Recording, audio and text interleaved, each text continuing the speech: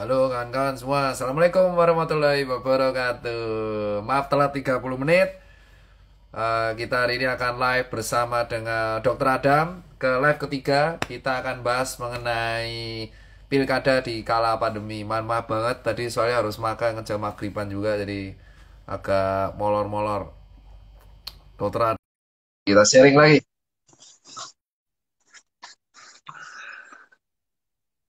Tuh, udah saya sih. Nah, Assalamualaikum dok. Waalaikumsalam, Dok. Wah, udah akhirnya ketemu lagi kita dok. Iya, Dok. Ini aku nggak pakai headset, nggak apa-apa ya. Nggak apa-apa, santai, Dok. Jadi ini teman-teman, bentar lagi kan pilkada akan diadakan. Jadi kita di sini itu malah tertarik ingin membahas apa sih resiko-resiko yang mungkin terjadi kalau pilkada diadakan di kala pandemi. Jadi kan seperti kita tahu nih Mas Adam, kondisi di Indonesia ini, aku agak keras ya dok ya, soalnya takutnya nggak dengar. Boleh, boleh. Jadi kondisi di Indonesia ini kan pilkada cepat atau lambat tetap akan diadakan. Dan kemarin di beberapa waktu itu ada kayak contoh di Tarakan ada statement yang sudah beberapa ada klaster katanya dan nggak tahu kenapa memang pasti dijalankan di Indonesia. Tetapi dari KPU itu melarang segala kegiatan yang menimbulkan kerumunan. Tapi kita nggak tahu pelaksanaan di lapangan seperti apa dan sanksinya pun teguran. Ya mungkin nanti KPU ada sanksi lain. Aku belum baca sih dok. Hmm. Cuman ya intinya pilkada akan diadakan. Dan pilkada ini diadakan di beberapa daerah di Indonesia seperti Surabaya dan Bantul, Sleman juga ada. Nah, sekarang kita topiknya adalah selain pilkada itu kan ada kegiatan sepak bola, Dok. Liga 1 itu ditiadakan sampai akhir 2020. Hmm. Konser yang kerumunan, yang konser-konser itu juga ditiadakan. Nah, terus kita juga ada pembatasan kerumunan. Nah, sekarang yang dibahas topiknya, pilkada tetap diadakan. Walaupun itu tetap diadakan, kita harus memberitahu ke pejabat-pejabat pemerintahan dan calon paslon dan masyarakat apa sih yang mungkin terjadi. Nah, pertanyaan pertama nih dok, saya posisi bertanya dulu. Yang Dok. ketiga kan asik. Sebenarnya kalau di luar negeri itu ada nggak sih dok yang selama pandemi itu nekat mengadakan pemilu? Oke, bentar, Dok. Ini dokter nggak patah-patah kan ya? Aman kan ya, Dok? Nggak, aman, aman, aman, aman. Aku nggak patah-patah. Oke, sip, sip. Jadi, kalau dari luar negeri, ada nggak sih yang nekat ngadain pemilu? Ada, pasti ya, Dok ya. Paling dekat ini mungkin Amerika ya, yang kemarin rame tuh, Trump lawan Biden. Oh, oh iya, ya jelas itu kan menang Biden akhirnya. Heeh. Nah, itu terus Amerika, terus negara yang deket kita nih, Malaysia, itu juga tetap ngelakuin ya semacam, saya nggak tahu pokoknya pemilihan umum, tapi nggak tahu pilkada atau pemilu. Terus Selandia Baru juga, Korea Selatan juga. Itu salah satu, ya salah satu beberapa negara-negara yang tetap menyelenggarakan pemilihan di era COVID-19 ini, Dok. Jadi ada, Dok. Oh, jadi emang ada ya. Ada, Dok. Terus yang kalau misalkan ada itu ada resiko nggak sih terbesar kalau misalkan pemilu diadakan pas pandemi gitu? Oke, kalau resikonya ini yang kelihatan jelas sih yang sering kelihatan di berita tuh Malaysia ya, Dok ya. Jadi kan kalau kita lihat berita sekitar pertengahan Oktober itu mereka sampai muncul beberapa klaster. Berita yang terakhir saya lihat Hah? itu sekitar 20-an klaster di Sabah areanya namanya. Jadi itu gara-gara dicurigain gara-gara pemilihan di Malaysia. Akibatnya muncul klaster sampai 20-an. Jadi itu cukup banyak. Terus yang di Amerika ini, Dok, kan ada beberapa tempat yang early voting. Jadi votingnya lebih dulu daripada tempat lain. Itu sudah ada beberapa, bukan ada beberapa, udah muncul ada berita kalau ada klaster-klaster yang muncul di sana. Jadi itu dari dua negara itu udah ada klaster sih, Dok, gara-gara pilkada ini. Halo? Halo, Nah, Dok. agak patah-patah tapi suaramu jelas kok, nggak apa-apa. Oke, aman ya, Dok ya. Tapi jelas kok suaranya. Aman-aman. Terus yang berikutnya, kalau misalkan terjadi seperti itu, untuk solusinya gimana dok? Kalau misalkan kita dibatalkan di Indonesia ini kemungkinan besar nggak akan bisa batal ya. Mm-mm. Terus resikonya kan berarti akan muncul klaster. Lalu pemecahan masalahnya gimana dok? Kalau misal emang dipaksakan.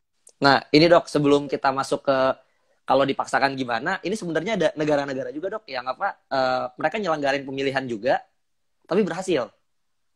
Oh, oh ya? Nah, iya, jadi berhasil tuh dalam artian uh, di penelitiannya, misalnya ada penelitian yang meneliti tentang negara itu nggak bilang, tidak menunjukkan kalau ada peningkatan kasus gara-gara pemilihan itu. Nah itu Contohnya? yang saya baca ada dua, itu Korea Selatan. Bahkan Korea Selatan itu salah satu yang berani duluan. Saya lupa sekitar antara Maret sampai Mei, tapi lupa detailnya kapan. Itu termasuk yang berani duluan menyelenggarakan pemilihan, sama Selandia Baru yang perdana menterinya yang perempuan tuh kepilih lagi. Oh iya betul. Itu Ya. dua negara itu mereka tetap menyelenggarakan pemilihan tapi nggak ada kenaikan kasus. Nah tapi sih kalau saya lihat gini sih ada tapinya sih dok. Itu kan dua negara itu salah satu yang Korea Selatan terkenal ya tesnya bagus, tracingnya bagus, kayak penelusurannya bener-bener bagus sampai gitu. Terus Selandia Baru kasusnya naik sedikit aja, lockdown lagi, tutup lagi. Jadi emang di dua negara itu tuh udah terkontrol sebenarnya, pengontrolannya bagus. Makanya ketika ada pemilihan nggak ada kenaikan kasus yang terlalu berarti gara-gara itu. Nah, Kalau tapi yang di Amerika Serikat sama Malaysia emang masih susah pada waktu itu. kalau yang di Malaysia saya nggak baca lebih lanjut dok masalah protokolnya ketat seperti apa. Cuma kalau saya lihat dari berita itu ada yang tidak melakukan protokol dengan baik. Terus jadinya saya nggak terlalu baca beritanya, tapi dugaannya ada yang nggak melakukan protokol dengan baik. Terus akhirnya terjadi penyebaran di situ sampai muncul beberapa klaster. Kalau di Amerika sendiri ya itu uh, nggak semuanya saya nggak tahu maksudnya protokolnya gimana, tapi ada yang kasus-kasus klasternya terjadi. Terus kan di Amerika tuh sekarang lagi gelombang 3 juga ya dok ya, jadi emang lagi Anjir, naik-naik gelombang tiga, juga. bos. Kayak Uh, koas, bos, sama gelombang penerimaan mahasiswa baru udah gelombang tiga. Gelombang tiganya gimana, dok? ya jadi emang lagi gelombang 3 karena kan curiganya gara-gara mulai dingin juga suhunya. Terus curiganya kan COVID ini bakal naik kalau suhunya lebih dingin. Terus lagi gelombang 3 juga, jadi masalah protokol kita juga nggak tahu seperti apa. Karena mungkin kita lihat dari sampai ada gelombang ketiga ya kita mungkin tahulah protokolnya seperti apa. Mungkin nggak seketat Korea Selatan, nggak seketat New Zealand. Akhirnya ya terjadi beberapa klaster, laporannya udah ada. Gitu sih dok kalau dari yang saya lihat ya. Itu yang luar. Atau ada lagi yang ingin disampaikan, dok? Soal Dan yang pemilu. Jadi kita sekarang kan Indonesia udah pasti dilaksanakan. Nanti kita akan bahas Indonesia itu, tapi yang bahas di luar. Berarti kembali lagi, berarti pemilu atau pilkada itu bisa dilaksanakan asal negara tersebut memang disiplin menerapkan protokol ya. Dan iya, 3T juga. Jadi selain protokol 3M juga 3T, yaitu tes tracing treatment, dok. Bukan begitu berarti? betul, sepakat. Saya sih sepakat dengan itu dok. Jadi mungkin kalau kita dengar pemerintah juga sering ngomong apa pilkada ini tidak akan menimbulkan klaster, tapi ada tapinya. Tapi kalau protokol kesehatannya dipatuhi. Jadi kalau kita lihat dari negara-negara yang memang berhasil, itu mereka memang protokol kesehatannya oke, terus tes tracing apa 3T-nya oke, bahkan yang New Zealand dikit-dikit lockdown, itu kan udah oke banget sebenarnya.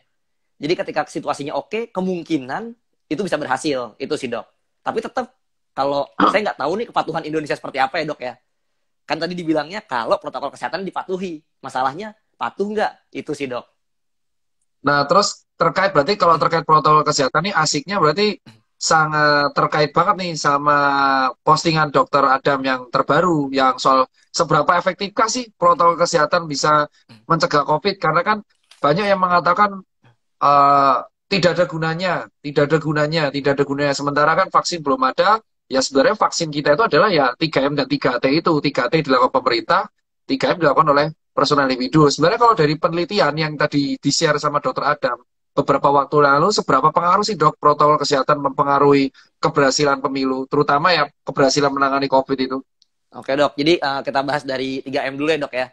Kalau dari Siap. M, masker dulu nih dok. Jadi masker itu kan sering ada yang ngomong, masker kain itu nggak efektif. Lihat aja ukuran virusnya lebih kecil dibanding maskernya, dibanding lubang maskernya. Pasti virusnya bisa tembus. Nah tapi ada tapinya. Kan virusnya itu ada dalam droplet. Dan dropletnya itu kemungkinan besar akan kesaring di masker kain. Nah penelitian yang ada Oh, bilangnya itu penyaringan terhadap droplet itu sampai 60 sampai 80%. Artinya kalau dropletnya ada 10, 6 sampai 8 ini nyangkut di masker. Yang nembus cuma 2 sampai 4. Jadi kayak gitu. Jadi itu cukup efektif. Terus penelitian yang lain ngomongnya gini, Dok.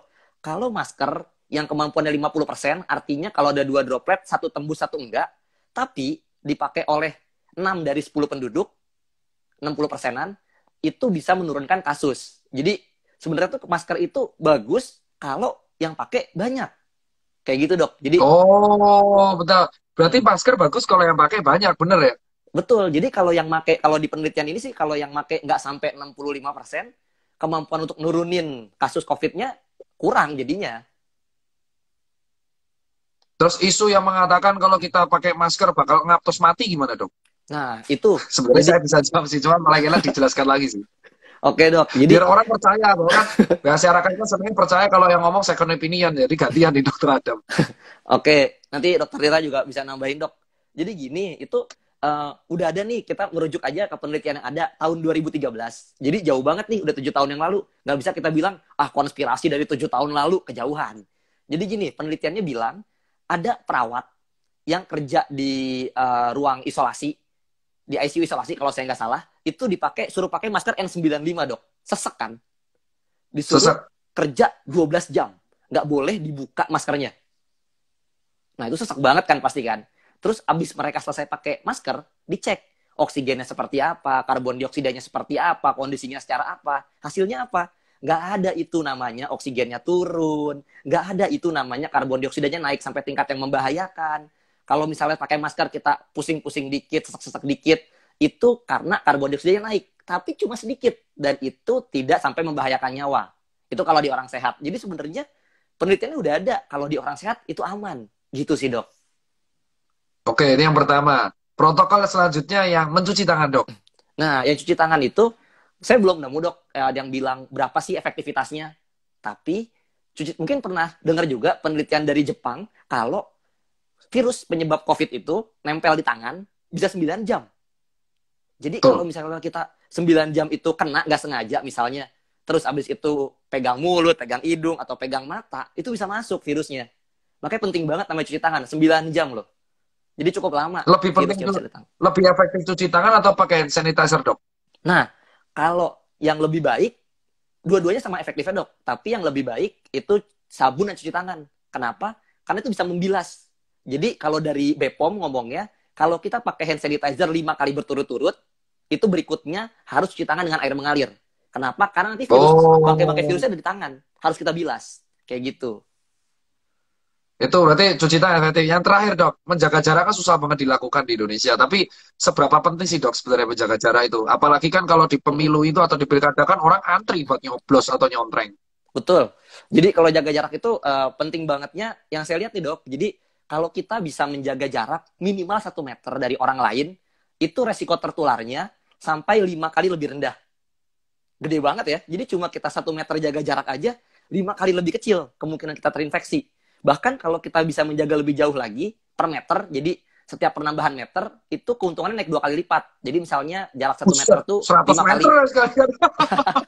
Itu mah jadinya nggak ketemu dok. Oh, nggak ketemu salah. Maksudnya, misalnya 2 Iya. meter ya jadi 10 kali lebih efektif kayak gitu sih dok. Jadi emang penting Nah, banget terus sebenarnya jaga jarak. penting berarti ya. Nah, berarti itu baru 3M. Kalau Mm-mm. 3T-nya gimana dok? Nah, kalau ada penelitian dok yang bahas kalau tes ini kita ngomong yang dua T pertama tes dan tracing. Tes dan tracing itu bisa menurunkan. Jadi kalau tes dan tracingnya berjalan dengan baik, itu bisa menurunkan potensi penyebaran COVID. Cuma saya nggak terlalu ingat angkanya berapa dok. Tapi itu udah ada penelitiannya. Jadi penting banget sebenarnya tes sama tracing kita jadi bagus. Kayak gitu dok. Berarti secara kasar seperti ini tuh dok. Berarti kalau ada pilkada kan per daerah. Berarti kalau Mm-mm. provinsi atau kota tersebut sanggup melakukan 3T dengan baik dan 3M dengan baik, sebenarnya ya aman aja. Cuman masalahnya kembali pemerintah daerah setempat melakukan 3T dengan baik dan warga setempat melakukan 3M dengan baik atau tidak. Kalau misalnya nggak dilakukan dengan baik akan muncul klaster baru berarti. Resikonya, betul dok, resikonya seperti itu dok. Jadi kalau 3T, 3M yang nggak berjalan dengan baik, itu ya resiko akan muncul klaster baru, itu meningkat sih dok. Terus kalau misalkan di Korea Selatan atau di Amerika Serikat itu, saya kan jujur tidak mendalami lebih lanjut. Itu Mm-mm. online atau emang datang ke tempat? Kalau yang Korea Selatan, mereka bilangnya in person sih dok. Saya nggak baca lebih lanjut apakah ada online apa enggak. Tapi kalau yang Amerika Serikat, itu ada yang ini, by mail jadinya. Kayak ngirim surat gitu. Jadi nggak semuanya in person. Nggak semuanya datang ke tempat nyoblos gitu istilahnya. Kalau Malaysia dan Korea Selatan datang ke tempat ya? Kalau saya nggak salah baca mereka in person sih dok. Lebih banyak yang datangnya. Cuma nggak tahu persentasenya Berarti berapa, saya nggak terlalu ingat. berarti kalau misalkan datang ke tempat, itu bilik suaranya juga harus disterilkan terus dong, dok? Nah, Itu dia sih, Dok. Ini gimana, Dok? Itu ya, apa? Jadi kalau ditanya bilik sterilnya harus disterilkan apa enggak, ya itu bener sih, Dok. Mau nggak mau itu harus disterilkan sih, Dok. Karena kan tetap ada resiko penularan dari permukaan ya, Dok ya. Misalnya kita nggak sengaja Iya. pegang, ternyata ada virusnya, atau jangan-jangan sebelumnya bekas orang yang sakit. Itu resikonya sih, Dok. Mau nggak mau panitianya harus bener-bener rajin ngebersihin. Mungkin ganti orang ya dibersihin. Gitu sih, Dok. Iya, mau nggak mau seperti itu. Nah, berarti sudah ada nih. Ada pertama adalah protokolnya kalau bisa bilik suara dibersihkan tiap ganti orang, lalu dibatasi jumlahnya di dalam area suara, karena emang jujur kawan-kawan ya, untuk pilkada tuh kayaknya hampir pasti dilaksanakan protokol ketat. Nah, terus satu lagi dok, yang emang kan ini yang paling bahaya. Ini tempat nyontrengnya kalau nggak dikasih kan ganti-ganti orang juga. Tempat Mm-mm. ini ya apa ngasihnya. Terus sterilisasi juga akan berbahaya juga. Nah, ini ada kebijakan kemarin kayak petugas dan saksi itu di rapid test serologi. Nah, itu Mm. gimana dok efektivitasnya? Apakah efektif kalau semua peserta pemilu ini di rapid? Efektifnya apa dok? Soalnya kan Kalau kayak kalau nggak salah ada kebijakan ini ya, kalau semua saksi dan peserta pemilu, pesertanya yang KPPS itu akan di rapid. Gimana dok? Oke, Dok, kalau misalnya ini mungkin udah sering kita bahas juga, Dok, udah sering kita omongin, kalau misalnya rapid test itu tidak menggambarkan seseorang sedang terinfeksi COVID apa enggak. Bisa aja orang itu udah pernah terinfeksi sebelumnya, udah lama, terus sekarang antibodinya masih ada. Kayak gitu sih, Dok. Jadi tidak selalu sebenarnya itu menggambarkan seseorang sedang terinfeksi dan sedang menularkan apa enggak. Jadi kalau di rapid test belum tentu itu. Misalnya hasil dia negatif nih, bisa aja ternyata sebenarnya masih fase awal dan itu lagi menularkannya banget. Jadi ada resiko seperti itu, Dok, kalau pemeriksaannya rapid test antibody. Jadi berarti benar dong kalau misalkan rapid test, kalau misalkan rapid test yang antibody ya sama aja nggak efektif ya dok ya, pemborosan uang berarti kan. Sepakat, Dok. Kalau bisa swab lebih baik, Dok. Kalau kalau bisa swab, tapi ya nggak tahu anggarannya ada apa enggak kan seperti itu. Berarti Betul, kita Dok. bisa simpulkan pilkada kan sudah terlanjur akan dilaksanakan ya dok ya. Mm-mm. Kalau berarti kalau dari penjabarannya dokter Adam sesuai dengan hasil penelitian dan perbandingan daerah-daerah lain, kayak Korea Selatan dan New Zealand itu berhasil mengadakan pemilu in person karena dia disiplin mengadakan sesuai dengan protokol dan 3T-nya bagus. Mm-mm. Sementara Amerika Serikat itu kan banyak banget penduduknya, sudah ada muncul pergerakan klaster baru kayak di Malaysia, ya karena protokolnya ada beberapa yang dilanggar baik oleh panitia ataupun yang datang. Dan kalau Mm. memang mau dilakukan di Indonesia, bilik suara yang paling penting harus disinfektan secara rutin. Mm. Dan harus dipastikan daerahnya green zone atau yellow zone kan. Sementara padahal penampungan data kita kan masih belum sempurna. Takutnya nanti Betul. di green-green kan di hijau-hijaukan supaya bisa diadakan. Sebenarnya ini dok pertanyaan terakhir. Misal daerah tersebut masih red zone, masih Mm-mm. zona merah. Apakah Mm-mm. aman dok kalau dilaksanakan ada? Nah, itu sih, Dok, kalau ditanya aman apa nggak aman, kita bilang nggak aman sih, Dok, karena kalau yang red zone itu kan daerahnya masih banyak tuh orang yang tertular. Kita aja dengan situasi tes sama tracing yang seperti ini, ya sekedar informasi, tes di Indonesia tuh belum sampai ke batas minimal WHO. Cuma di beberapa daerah tertentu aja. Di mayoritas daerah di Indonesia belum sampai. Jadinya tesnya nggak sampai, tesnya kurang bagus, tracingnya masih kurang juga, daerahnya red zone, kemungkinan besar banyak orang yang tanpa gejala. Itu kemungkinan besar banget. Waduh, Karena kita nggak tahu, Dok, maksudnya karena kan tesnya kurang nih, tracingnya kurang. Jadi kan tracing itu harusnya sampai ke 30 orang, 20 sampai 30 orang minimal. Saya lupa angkanya Indonesia berapa, masih di antara di bawah 10 atau di atas 10 lebih dikit. Saya lupa angkanya berapa. Tapi itu cukup jauh dari angka 20 sampai 30. Tracingnya kurang, artinya banyak nggak terlacak, Dok. Banyak kontak yang nggak terlacak. Artinya kemungkinan banyak orang yang tanpa gejala dan datang waduh, untuk pemilihan. Itu udah kemungkinan nyoblos. gede banget, Dok. Waduh. Nah, terus kalau seperti itu berarti bisa potensi dong ada namanya under value data. Kalau misalkan data kita kan belum real time, berarti bisa aja mereka di green zone kan terus supaya jadi pilkada ya. Bisa jadi, Dok, kalau itu saya nggak tahu apa ada seperti itu apa enggak, tapi karena telat jadi kita nggak tahu, Dok, kan mungkin dokter Tirta Iya, juga tahu ya, datanya Dok, kan ya, delay kan kalau di Indonesia. delaynya seminggu. Iya, mungkin seminggu lebih. Delaynya. Iya. Terus bisa diutarakan dah dok. Maksudnya apakah kalau misalkan vaksin nih, kalau misalkan ini yang ditanya banget sama semua orang tokoh pejabat. Oh, kalau Mm-mm. oke kalau gitu semua panitia saya vaksin biar aman. Waduh, kalau tanggal 9 Desember belum tahu tuh apakah sudah ada vaksin yang disetujui apa belum. yang penelitiannya sudah selesai apa belum. Sampai saat ini sih kalau yang paling dekat yang Sinovac Indonesia sih kemungkinan besar 9 Desember belum bisa keluar EUA-nya. Izin Waduh. daruratnya. Kayak gitu, Dok. Terus kan kalau mau Sementara vaksin pilkada kan, sekian banyak butuh waktu juga, Dok. waduh, sebenarnya ini deh solusi deh kalau misalkan buat Indonesia menurut Dokter Adam gimana dok? Kalau Mm-mm. misalkan apa ya? Misalkan nih ada KPU di depan dan Satgas nih, Mm-mm. sebenarnya apa yang harus Mm-mm. dilakukan oleh Satgas dalam posisi seperti ini dalam kalau ada pilkada?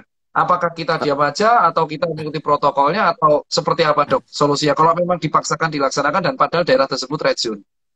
Oke, Dok. Kalau dari saya ngelihatnya yang pertama tadi kalau emang bisa ditunda ditunda, tapi kalau kata dokter kita tadi kan misalnya mereka bilang Gak harus dilakukan gitu ya. Mau nggak mau. harus kayaknya. Ya oke, Dok. Jadi mau nggak mau Saya sih kita setuju harus ditunda sih dok, soalnya saya setuju ditunda ya.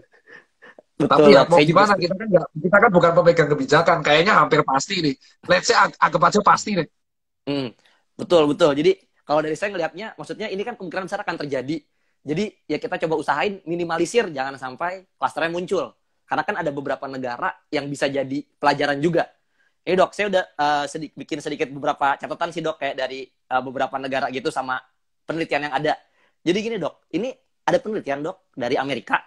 Mereka bilang dok, kalau misalnya uh, pemilu di mereka, kayak semacam pilkada di satu area di mereka, ternyata tidak menimbulkan peningkatan angka kematian, tidak menimbulkan peningkatan angka kasus COVID yang terkait sama pemilihan itu. Nah, terus mereka teliti tuh, kenapa sih sebabnya? Nah, mereka bilang, kalau penyebabnya itu sebenarnya bukan di pemilihannya, tapi di pemerintah dan masyarakat. Pemerintahnya itu di kebijakannya, masyarakat di perilakunya. Nah, yang mereka tekenin Oh, adalah untuk perilaku, ini mereka bicaranya perilaku dasar, bukan 3M. Tapi gini, mereka bilang orang pemilihan itu harusnya adalah mereka tenang, diam, terus nggak usah bicara, anggap aja orang lagi belanja gitu. Kan orang belanja kita nggak kenal, anggap aja itu mereka semua kita nggak kenal. Jadi mereka bilang kalau pemilihan itu jangan dianggap sebagai sesuatu yang intimate, jangan dianggap sebagai sesuatu yang intim. Jadi kayak ya udah kita nggak usah kenal gitu.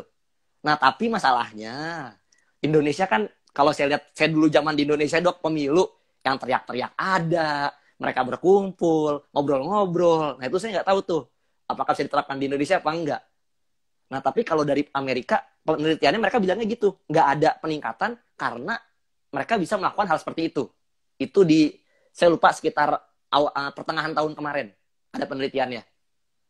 Nah, halo dok. ya udah, monggo Nah, terus. Padahal terus kita, nah ini terus kalau yang di Koras itu kampanyenya gimana dong dok? Kalau kampanyenya? itu dia dok, saya nggak baca lebih lanjut nih dok masalahnya yang masalah kampanyenya dok.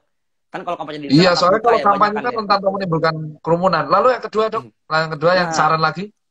nah ini saya lihat di ada studi juga yang bahas. Jadi gini, mereka ngelihat kalau benar mereka setuju sama penelitian yang satunya. Kalau nggak ada peningkatan kasus, nggak ada peningkatan angka kematian. Tapi ada tapinya nih, ketika mereka bandingin dua tempat voting, dua tempat pemilu, yang satu padat banyak orang, yang satu nggak terlalu padat, lebih sedikit orang. Ternyata yang lebih padat ini resiko peningkatan angka kasus COVID-nya lebih tinggi. Jadi mereka yang sebelumnya kan cuma ngebandingin doang nih, ngelihat semuanya ada kenaikan apa enggak. Yang kedua ini mereka ngebandingin dok, daerah yang satu yang padat, satu yang enggak. Ternyata yang padat angka kasusnya lebih tinggi. Jadi akhirnya Waduh, mereka, iya jadi mereka bilang kayak apa kepadatan jumlah pemilih dan kepadatan jumlah pemilih dan waktu tunggu, waktu antri yang panjang.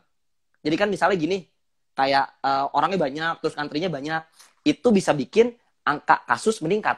Nah, akhirnya mereka masuk nih ke solusi. Solusinya gimana? Mereka bilang ya, turunin kepadatan di lokasi voting. Caranya gimana? Caranya yang pertama, perpanjang waktunya. Mungkin kan kita cuma dari jam 9 sampai 3 misalnya. Nah, ini bikin dari jam 9 sampai jam 7 misalnya. Dan oh tapi dijatah di misal. gelombangnya kayak resepsi pernikahan berarti. Betul dok, kayak gelombang. Jadi misalnya RT 1, RT 2 jam 9 sampai 10, RT berikutnya 10 sampai 11. Jadi orang-orang cuma bisa datang di jam-jam tertentu aja. Akibatnya orangnya nggak banyak berkumpul, nggak Oh, banyak ngantri, kepadatannya berkurang. Itu solusi dari mereka. Kayak pas saya baca, wah ini keren banget kalau bisa diterapin di Indonesia. Jadi kalau bisa Iya dapat kayak kita resepsi, sampein, berarti kita menerapkan pilkada kayak resepsi. Kalau resepsi di Indonesia sekarang, dia pakai hmm, gelombang, masa waktunya diperpanjang. Terus setiap jeda tuh disinfektan. betul dok. Jadi itu kalau misalnya dokter kita bisa sampein nih, bisa tolong sampein ke pemerintah, oke Moga-moga banget kalau nonton misalnya sih, moga-moga nonton sih. Terus, kalau bisa diterapin apa, pokoknya turunin, intinya turunin kepadatan gimana pun caranya, bisa dengan atur waktu, atur gelombang atau gimana. Cuma kalau di sini sarannya adalah gunain metode lain, surat atau online yang akhirnya sama pemerintah Amerika diterapin kan sekarang kan, ada surat kan. pakai Nah saya nggak email. tahu Tapi nih, kalau ini kayaknya nggak mungkin. Ini kayaknya nggak nggak bisa, mungkin. ini nggak Soalnya mungkin. Indonesia itu suka bocoran. Saya yakin satu, nggak semua pakai email. Kedua bocoran. Kamu milih apa? Kamu milih apa? Yang ada nanti coblos-coblosin semua. Jadi kayaknya nggak mungkin ini, nggak mungkin. Nggak mungkin ini, Betul nggak mungkin. betul. Terus ini juga dok apa? Terus selain tadi nih masalah kepadatan, yang kedua yang mereka tekanin itu masker dok. Tapi yang ditekenin unik dok. Jadi mereka bilang kan kita cuma bilang nih masyarakat Indonesia tolong pakai masker ketika pilkada. Tapi yang mereka tekenin Betul. bukan itu dok. Pakai masker Apa? harus. Tapi makanya yang benar. Karena ternyata gak semua Oh, orang bisa pakai masker dengan benar. Jadi ketika mereka masuk tempat voting, ada orang yang khusus merhatiin maskernya seperti apa. Kalau belum benar makanya buset. nggak usah, Bener. pakai yang benar. Jadi benar-benar dia patuhin. Jadi ketika dalam lokasi voting, semua orang pakai masker tapi dengan benar. Jadi kan kayak mungkin dokter kita juga tahu kalau kita pakai masker tapi nggak benar, ya sama wae dok, sama aja kan. Sama aja, apalagi kerumunan kayak di dagu atau ya apalagi di dagu terus masukin lagi ke mulut sama aja itu, sama aja kalau itu. Jadi Nah, diusahakan berarti dari rumah ke tempat pencoblosan ya pakai masker nggak boleh dicopot biar sama-sama enak. nah betul gitu dok. Jadi Ya tapi cara pakai masker di ngawasinya sini. susah, orang Indonesia kan behaviornya susah banget ya tipikalnya. Ya berarti kembali ke Iya, perilaku lagi dok, lagi dok. Ada lagi? betul.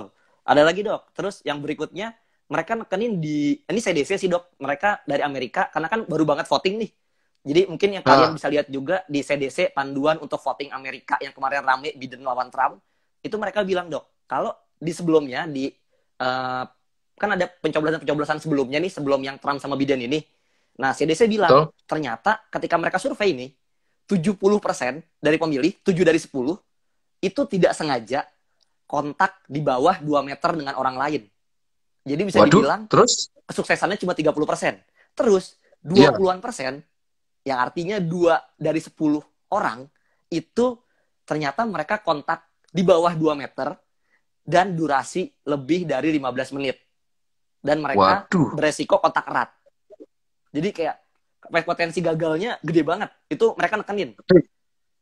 Nah, terus akhirnya mereka kayak ngeluarin beberapa strategi, tapi ini lebih kayak teknis sih dok. Kayak misalnya, yang pertama yang saya baca nih, pintu masuk sama keluar mau nggak mau harus beda. Jadi nggak ada tuh ceritanya pintu Oh, masuk sama get in, keluar get out sama. beda. Get Karena in, kan get out resiko beda. ketemu ya, get in, get out kalau sama ya. Jadi jangan sampai get in, get outnya sama. Yang kedua, itu kalau emang kalian mau serius jaga jarak, mereka bilang, bikin penanda visual. Maksudnya gimana? Jadi kayak bener-bener ada tanda, misalnya di lakban merah atau apa. Kalau misalnya ada orang yang ngelanggar, ya udah suruh putar lagi dari belakang atau gimana gitu. Jadi bener-bener Oh, ada penanda. berarti benar-benar kayak resepsi pernikahan banget ini. Iya, betul dok. Mau nggak mau, maksudnya kalau emang mau Buset, serius panitianya ngelakuin bisa nggak itu protokol, buat jaga KPPS? itu Berat dia itu dok. KPPS-nya. Iya, Laki-laki itu dok. cukup berat dok. Terus yang berikutnya lagi nih, ini dok, cuci tangan kan? Kan nggak mungkin kita cuci tangan di pilkada kan? Jadinya kita harus menyediakan hand sanitizer. Nah, tapi ada masalah nih dok, di yang survei CDC. Ada sekitar, saya lupa, 10 apa 20% hand sanitizer-nya habis. Waduh, bubar jalan bro kalau itu bro. Ya, jadi Wah, itu bro. pesan buat penyelenggaranya juga, bener-bener pastiin hand sanitizer-nya ada. Jangan sampai habis di tengah-tengah. Ya gitu, Mas. Karena yang kasihan ya penyelenggaranya. Karena mereka yang standby di sana Iya, kan. berarti bener nih. Dengan adanya pemilu ini sebenarnya PR-nya bukan di pemerintah dan di penyoblos, tapi panitianya jadi lebih ekstrim nih kerjaannya. Betul, Dok. Saya lihat itu makanya di Wah, CDC berarti itu kayak perintilannya tingkat kecil-kecil kecapeannya banget. nih. Makanya, Dok. Iya nih detailingnya nih yang susah ini, susah banget detailingnya. Iya. Ini Jadi kayak kalau di Indonesia dok, maaf aku motong ya dok, kalau di Indonesia santai, Dok, itu, santai, Dok. Mm-mm. iya kalau di Indonesia ini tuh sebenarnya problemnya lebih kepada paslon, karena banyak yang melakukan kampanye kan sanksinya kalau kita melanggar kerumunan itu kan teguran ya. teguran dan surat. Itu yang pertama. Belum ada sanksi tegas kayak kalau kamu buat kerumunan kamu nggak akan bisa nyalon, itu belum. Dan padahal kan bisa belum ada sanksi yang kayak tegas gitu, kayak kerumunan atau kriminal atau penjara atau kurungan belum atau dicabut belum. Terus kedua SOP-nya itu masih ngawang-ngawang dan kayak KPPS-nya harus ngapain tuh harus diperjelas. Terus ketiga tuh lebih ke behavior sih. Pertama, orang di Indonesia tuh rata-rata kalau mencontreng tunggu-tungguan. Yuk bareng-bareng. Nah ini loh bareng-bareng komunal ya. Orang Indonesia tuh komunal, nggak bisa dibantah komunal. Jadi kayak lu nyoblos tanggal jam berapa? Lu nyoblos jam berapa? Nah setelah coblosan mereka pasti sharing. Lu tadi nyoblos apa? Lu tadi nyoblos apa? Jadi kan untuk mencegah yang namanya interaksi ini susah ya. Kayak kalau tadi kan dibilang di penelitian asal nggak ngomong nggak apa-apa. Terus yang berikutnya itu apa namanya?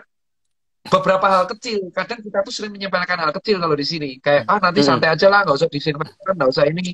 Itu sih Dok kalau di Indonesia. Jadi mungkin ya masukan-masukan ini harus dicatat bareng untuk berbagai pihak agar jadi bagus.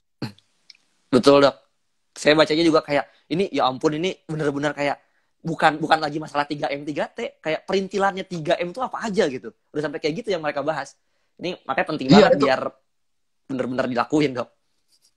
Ya kalau di Indonesia tuh, dan ini di Indonesia posisi bukan pilpres ya, yang serentak, dan ini tuh kayak pilkada yang terjadi itu tiap kabupaten dan kota. Padahal tiap kota kabupaten kan kebijakannya beda-beda juga, kan dikembalikan. Jadi disinilah tugas Satgas yang emang paling nggak kalau supaya, jadi usulnya kayak gini Dok, berarti supaya KPPS nggak kecapean, berarti Satgas COVID yang harus naruh orangnya. Betul Dok, sepakat. Jadi KPPS yang fokus ke pemilunya, memastikan sesuai aturan, saksi juga. Nah, Satgasnya ini yang memastikan semua sesuai dengan protokol. Jadi nggak kecapean KPPS-nya. Sepakat Dok. Sepakat ya Dok ya? Sepakat. Harus bener-bener harus ini harus banget nih. Nanti mungkin ya resume dari Star Life ini kan akan saya share di Star TV lagi. Terus nanti kita akan, moga-moga sih saya akan bantu untuk share ke teman-teman, ke Pak Daniel. Pak Dani itu staf ahli utama KSP. Kayak kemarin lagi moga-moga didengar. Moga-moga nanti kalau berkenan Dokter Adam, dan saya nanti mengetik sih Dok, resumenya usul-usulnya dalam bentuk PDF. Nanti kita akan setor bareng aja Dok. Soalnya ini kan harus urgent karena bisa kan. Dan kalau misal pilkada bisa dilakukan dengan baik, maka kita bisa melakukan protokol yang lebih bagus di sekolah, di kantor, di sepak bola dan kawan-kawan. Ini bisa jadi percontohan, bener nggak Dok? Betul Dok, sepakat banget Dok. Ini kan event gede banget nggak mungkin ditunda sih. Saya yakin nggak mungkin ditunda. Saya juga nggak tahu mungkin politik apa gimana, tapi hampir pasti nggak akan ditunda. Betul Dok. Itu aja sih Dok. Mungkin ini udah di Azanisa di sini. Boleh nggak Dok? Ada lagi? Boleh lah. Kurang dikit Dok. Jadi ini saya nggak tahu nih, maksudnya pilkadanya akan berlangsung secara apa? Secara indoor atau outdoor? Saya nggak tahu. Mungkin... Oh iya bener. Nah kita nggak tahu kan. Soalnya bos di sini musim hujan. Nah itu dia. Kalau dari yang saya baca, yang dari CDC sama beberapa penelitian itu, mereka menyarankan untuk outdoor Dok. Karena risikonya itu cukup jauh bedanya. Jadi mereka tuh bahkan bahas gini, kalau pemilihan itu dilakuin lebih mundur lagi, pemilihan Amerika, maksudnya mungkin di bulan Desember, itu ada resiko akan lebih banyak lokasi pemilihan yang indoor. Karena kan dingin. Ya, karena musim winter. Salju, Bos. Betul. Nah, terus kalau misalnya outdoor, itu resiko penularan lebih minimal, Dok. Jadi ini ada penelitian yang bilang, kalau misalnya penularan di indoor itu resikonya sekitar 70-an%. Kalau dibandingin ya, Dok ya. Indoor itu 70-an%, outdoornya sekitar 12%. Jadi jauh banget, Dok. Sekitar 6 kalian lah. 6 kalian lebih tinggi di indoor dibanding di outdoor. Jadi makanya... Musim hujan nih di Indonesia. Aduh, kalau outdoor dikasih tenda nggak apa-apa kan, Dok? Iya, nggak apa-apa, Dok. Maksudnya yang penting outdoor. Terus kalau mentok ternyata harus indoor, harus banget itu yang namanya ventilasi, sirkulasi diperhatiin. Namanya jendela wajib dibuka, namanya pintu itu wajib dibuka. Terus kalau misalnya di lokasi yang nggak bisa ada jendela atau pintu, sirkulasi udaranya harus oke banget. Karena kalau misalnya ternyata terjadi indoor dan sirkulasi udaranya nggak bagus, itu mereka ngebahas ada namanya super spreader, Dok. Jadi satu orang bisa menular lebih dari 6 orang. Kayak gitu. Itu yang terjadi di kantor-kantor. Betul. Wah, itu bener-bener ribet ya. Emang kalau jadi apa, aku emang lebih baik ditunda ya. Tapi ya, mau gimana tuh kebijakan pemerintah. Berat ini, mau nggak mau tugas Satgas sama KPPS pusing nih. Betul, Dok. Ini jadi solusi sudah ada sih. Mungkin habis ini kita akan ngetik sih, Dok. Ini kan di-share videonya. Nanti saya Mm-mm. akan mengetik resume, nanti saya kirim ke Dokter Adam, benar apa enggaknya resume yang saya ketik. Mm. Nanti kalau udah poin-poin yang disampaikan Dokter Adam, nanti akan saya sampaikan ke teman-teman di Satgas, akan menjadi perhatian sih dok. Soalnya bahaya banget Siap kalau dok. misalkan ternyata peritilan-peritilan ini nggak di diabaikan. Karena ini kalau ini berhasil bisa menjadi pionir selanjutnya kayak sekolah dan kawan-kawannya. Tapi kalau gagal, wah yang kasihan nakesnya lagi malah numpuk nanti. Nah, betul dok. Itu aja sih dok. Dan Janisa, saya minta makasih banget buat Dokter Adam. Ini udah jam Ya, 7, setengah jam cukup. Ini langsung saya izin share ya Dokter Adam. siap dok. Nanti saya tambah-tambahin ini dok, Oke, kalau misalnya ada apanya. Oke dok. ya siap nanti ditambahin di caption aja dok. Dirimu nanti kan buat apa itu namanya? Apa namanya Hmm? itu loh yang biasa dirimu buat itu loh. Yang apa? Aduh, yang tulisan-tulisan tuh loh, fitmu tuh loh. Oh ya ya ya ya ya ya ya. Ya kan kemarin model alias Slide-slide gitu. dirangkum. Nah, Hmm. dirangkum aja kayak pilkada di kala pandemi, cara mengatasinya. Nah, itu mungkin aku share. Jadi aku share Ah, Instagram siap TV. dok.